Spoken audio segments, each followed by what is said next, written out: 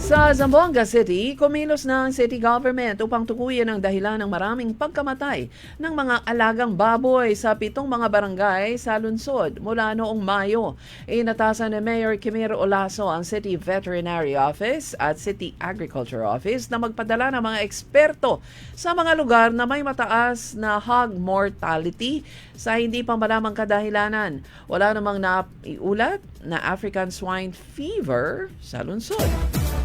Sa Iligan City, pinalalakas ng city government ang kampanya para magkaroon ng access ang mga consumer sa affordable medicine sa pamamagitan ng sorpresang price monitoring sa mga butika.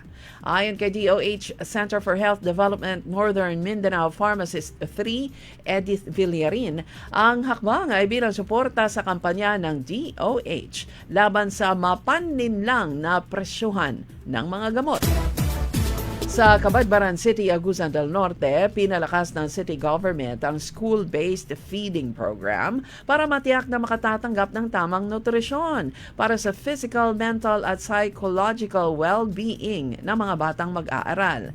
Ngayong taon, nasa mahigit 3,500 na mga mag-aaral mula sa iba't ibang mga paaralan at Schools Division ang nakabiyaya sa feeding program na ipinatutupad ng National Nutrition Council.